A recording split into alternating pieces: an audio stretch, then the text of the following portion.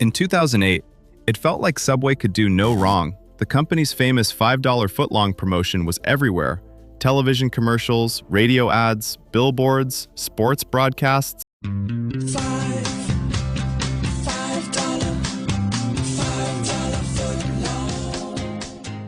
Whether you loved the jingle or hated it, you probably still remember it. And that was the point. By then, Subway had become one of the most recognizable brands in the world. The chain was opening new restaurants at a staggering pace. Shopping centers, gas stations, airports, Walmart stores, college campuses. If there was an empty storefront, chances were someone was turning it into a Subway. The growth was almost unbelievable. Founded in 1965 as a small sandwich shop called Pete's Super Submarines, Subway spent decades expanding across America. Then, in the 1990s and 2000s, growth exploded. By 2010, Subway had surpassed McDonald's in total locations, becoming the largest restaurant chain on Earth. More than 33,000 stores in the United States alone, over 40,000 worldwide. The brand seemed perfectly built for the future. While competitors sold burgers and fries, Subway sold freshness. While Americans worried about obesity, Subway promoted healthier eating. The company had one of the most successful marketing campaigns in restaurant history. Sales were soaring. Franchisees were signing up by the thousands. Customers kept coming. And from the outside, Subway looked unstoppable. But hidden beneath the growth was a problem. Actually, several problems. Problems that were easy to ignore when new stores were opening every week. Problems that would take years to reveal themselves. Because sometimes, a company doesn't collapse when things are going badly. Sometimes it collapses because things went so well for so long that nobody noticed the cracks forming underneath. And few companies prove that better than Subway. This is the rise, decline, and uncertain future of Subway. I'm Ahmed, and this is the Money Archives, where every fortune tells a story. Before we begin, if you enjoy business breakdowns like this one, make sure to subscribe. And let me know in the comments, what company should we uncover next? Now, let's go back to the beginning and see how a 17-year-old kid with a $1,000 loan built what would eventually become the largest restaurant chain in the world. By the early 1990s, Subway was no longer a regional sandwich chain. It had become one of the fastest-growing restaurant brands in America, with hundreds of franchisees opening locations across the country. Just as importantly, the company found itself on the right side of a major cultural shift. For decades, fast food had been dominated by burgers, fries, and fried chicken. But consumers were beginning to pay more attention to what they ate. Concerns about obesity and nutrition were growing, and calories, fat content, and fresh ingredients were becoming increasingly important to American consumers. Subway was perfectly positioned to capitalize on that trend.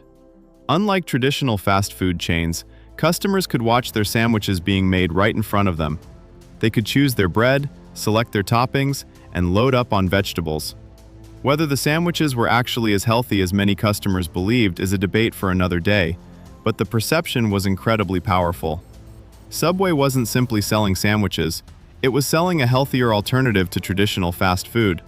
And over the next 2 decades, that idea would help transform a small sandwich shop founded with a $1,000 loan into one of the most successful restaurant chains in the world.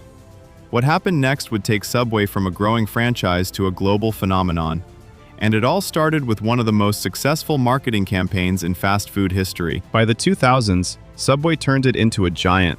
The company had found a message that resonated with millions of Americans. Fast food didn't have to mean burgers and fries. At a time when obesity, dieting, and nutrition were becoming national conversations, Subway occupied a position that none of its major competitors could claim. It wasn't just selling sandwiches, it was selling the feeling that you were making a smarter choice. That message became even more powerful when Subway introduced America to Jared Fogle. His weight loss story quickly became one of the most recognizable advertising campaigns in the country. For years, Jared wasn't just a spokesman, he was Subway's proof that its food was different. The campaign gave the company something every brand dreams about: credibility. Consumers believed Subway was healthier. Parents felt better bringing their kids there. Office workers felt less guilty grabbing lunch there. Even people who rarely thought about nutrition often viewed Subway as the responsible fast food option. The brand was everywhere. Professional sports sponsorships, television commercials, billboards, college campuses, airports, shopping centers. Subway seemed impossible to avoid. Then came the financial crisis of 2008. As millions of Americans tightened their budgets, restaurants across the country struggled to keep customers coming through the door.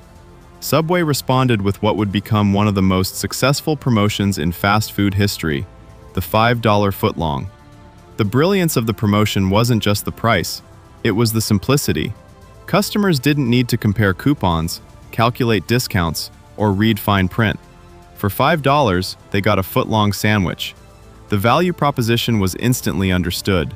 The campaign exploded. The commercials became cultural fixtures. The jingle became lodged in people's heads. Sales surged, stores became busier, and franchise owners rushed to open additional locations. By the beginning of the 2000s, Subway had accomplished something that once seemed impossible. It had surpassed McDonald's in total restaurant count. More than 33,000 locations in the United States. More than 40,000 around the world. Subway had become the largest restaurant chain on the planet. For most companies, reaching the top is the hardest part. For Subway, staying there would prove much more difficult. To understand what happened next, you have to understand how Subway grew. Most restaurant chains are selective about where new locations are opened. McDonald's spends years studying traffic patterns, demographics, competition, and sales forecasts before approving a new restaurant. The company understands that opening too many locations can hurt existing franchisees. Subway approached growth differently. For decades, the company embraced a simple philosophy. If someone had the money and wanted to open a Subway, Subway was often willing to let them try. That strategy helped fuel one of the fastest expansions in restaurant history. But it also created a problem and played a major role in their decline. Imagine owning a successful Subway restaurant. Business is good. Customers know your location, revenue is growing. Then another Subway opens 2 blocks away. A year later, another opens inside the nearby Walmart. Then another opens at the gas station down the road. The neighborhood didn't suddenly gain 3 times as many sandwich customers. Instead, the same customers were now being spread across multiple locations. This phenomenon is known as cannibalization, and by the early 2000s, it was becoming increasingly difficult to ignore. In some cities, Subway restaurants seemed to be competing less with McDonald's and more with other Subway restaurants. From Subway's perspective, the strategy still looked successful. The total number of locations kept increasing. The company could point to impressive expansion figures. Investors, landlords, and executives could celebrate another year of growth. But for many franchise owners, the picture looked very different. Sales at individual stores were beginning to stagnate. Profits were becoming harder to maintain. And the famous $5 footlong promotion, while popular with customers, wasn't helping. Many franchisees complained that the promotion brought customers through the door, but left very little profit behind. Some operators claimed they were being squeezed from both directions. New Subway locations were taking away customers, while aggressive promotions were reducing margins on the customers who remained. For years, those concerns were easy to dismiss. After all, Subway was still enormous. The stores were still busy. The brand was still famous. But underneath the surface, cracks were beginning to form between the company and the people who actually operated its restaurants. And as the restaurant industry continued to evolve, those cracks would only become more visible. While franchisees were dealing with growing pressure, Subway was about to face a very different problem. And oh boy, it was a big one. For more than a decade, Jared Fogle had been one of the most recognizable faces in advertising. His story was woven into Subway's identity. When people thought of Subway, they thought about fresh sandwiches, weight loss, and healthier eating. And for millions of Americans, Jared was the person who represented all of that. Then, in 2015, everything changed. Federal investigators raided Jared Fogle's home as part of a criminal investigation. News coverage spread rapidly, and within days, Subway found itself linked to a scandal that was dominating headlines across the country. The company immediately suspended its relationship with Fogle.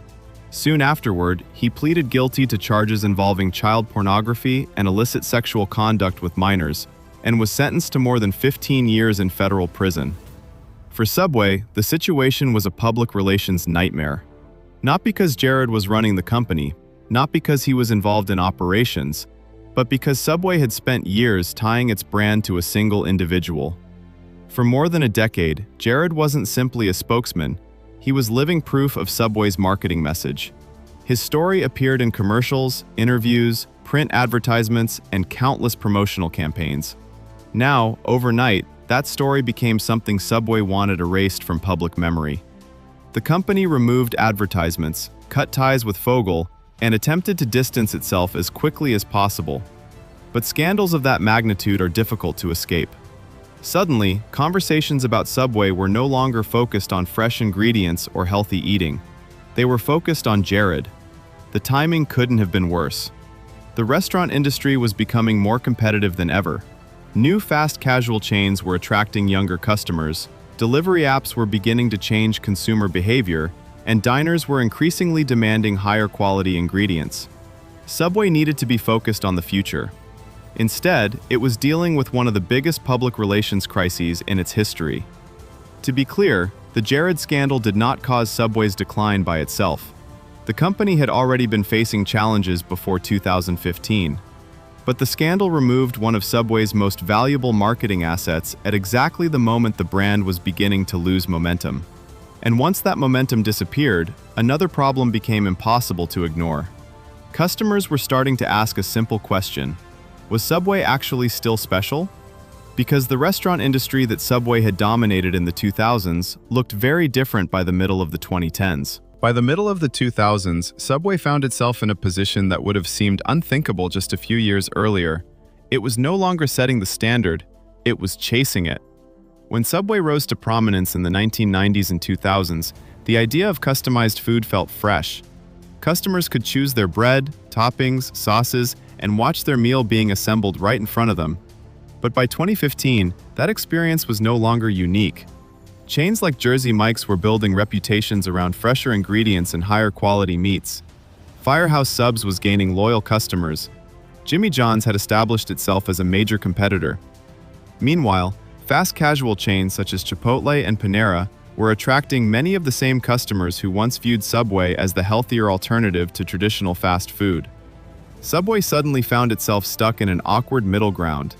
It wasn't as cheap as it once had been. It wasn't perceived as premium. And it was no longer the obvious healthy choice. Consumers had more options than ever before. Just as importantly, those options often felt newer. Walk into many Subway locations during this period and you would find stores that looked remarkably similar to how they had looked 10 or 15 years earlier. The menu felt familiar. The decor felt familiar. The experience felt familiar. Unfortunately for Subway, familiar was starting to feel outdated. Customers were becoming more interested in ingredient quality, antibiotic-free meats, fresh preparation, artisan breads, and transparency around sourcing. Competitors were investing heavily in these trends and building entire brands around them. Subway struggled to keep up. The company attempted menu refreshes, introduced new products, and launched updated marketing campaigns, but many of those efforts felt reactive rather than innovative. For years, Subway had been the company everyone else was trying to catch. Now it was Subway doing the catching. And the numbers were beginning to reflect that reality. After decades of expansion, the company's US store count began moving in the opposite direction. Locations started closing, then more locations closed. What initially appeared to be a temporary correction slowly evolved into a trend. For the first time in a very long time, Subway wasn't talking about how many stores it was opening. People were asking how many it was losing. And unfortunately for the company, the worst was still ahead. For most of its history, Subway measured success with one number: how many new stores opened this year? Now, a different number was getting attention: how many stores closed? Beginning in 2016, Subway started shrinking. At first, the closures seemed manageable. A few underperforming locations here, a few struggling franchisees there. But the trend didn't stop. Year after year, more stores disappeared. Hundreds became thousands. By the end of the decade, Subway had closed thousands of restaurants across the United States, one of the largest restaurant contractions in modern fast food history. The closures revealed something that had been hidden for years. Subway's enormous footprint wasn't necessarily a strength. In many communities, the chain had expanded so aggressively that restaurants were competing against one another for the same customers. Some operators found themselves in a situation where sales were declining, even though the overall brand remained highly recognizable. For franchise owners, frustration continued to build. Many had invested their savings into their stores, believing they were buying into one of the strongest brands in America. Instead, they found themselves facing rising labor costs, increasing competition, and shrinking profits. Some publicly criticized corporate leadership. Others complained that promotions designed to attract customers often came at the expense of franchise profitability. The relationship between the company and many of its operators grew increasingly strained. At the same time, Subway was dealing with uncertainty at the top. For decades, founder Fred DeLuca had been the driving force behind the company. After his death in 2015, leadership responsibilities shifted to his sister Suzanne Greco, who inherited a business facing challenges very different from the ones that had fueled its rise. The company attempted to respond. Restaurants were remodeled, menus were updated, new sandwiches were introduced, advertising campaigns were refreshed. Executives spoke about modernization and improving the customer experience. But turning around a company with tens of thousands of locations is far more difficult than building one. Every change required coordination across an enormous franchise network. Every improvement took time. And while Subway was working to reinvent itself, competitors continued moving forward. Then, just as the company was trying to stabilize the business, an event arrived that would disrupt the entire restaurant industry. In early 2020, COVID-19 spread across the world, and whatever challenges Subway had been facing before the pandemic were about to become much more complicated. When people talk about the decline of Subway, they usually point to a single event. Some blame the Jared scandal, others blame changing consumer tastes, some point to stronger competitors like Jersey Mike's and Chipotle. And while all of those factors played a role, they don't fully explain what happened. Because the truth is that Subway's problems began long before most people noticed them. For decades, the company pursued growth with extraordinary success. New locations opened at a pace few restaurant chains could match. The strategy transformed Subway from a small sandwich shop into the largest restaurant chain in the world. But growth can hide problems. As long as more stores were opening, it was easy to ignore declining sales at individual locations. As long as the total restaurant count kept climbing, it was easy to overlook growing tensions with franchisees. As long as customers continued walking through the door, it was easy to assume the business was as healthy as ever. Eventually, those issues became impossible to ignore. The health-focused image that once made Subway unique became less powerful. Competitors caught up, customers had more choices. Franchisees demanded change. And the massive store network that had once been the company's greatest achievement increasingly became a burden. What's remarkable is that Subway never experienced the dramatic collapse of a Blockbuster or a Toys R Us. There was no bankruptcy that wiped the company away, no single day when the business suddenly stopped mattering. Instead, Subway's story is something much rarer. It's the story of a company that became so successful that it struggled to adapt once the world changed around it. And yet, despite everything, Subway remains one of the largest restaurant brands on Earth. Millions of customers still eat there every week. Thousands of locations still operate across dozens of countries. The company continues introducing new menus, remodeling restaurants, and searching for ways to reconnect with customers. Whether those efforts will restore Subway to its former dominance remains to be seen. But one thing is certain. The rise of Subway is one of the greatest franchise success stories in business history. And its decline is a reminder that becoming number one and staying number one are often two very different challenges. And maybe that's the most fascinating part of all. Subway didn't lose because people stopped eating sandwiches. It lost because the very strategies that helped build an empire eventually made that empire harder to sustain. And before you go, don't forget to subscribe and let me know in the comments what company or topic you'd like to see covered in the next video.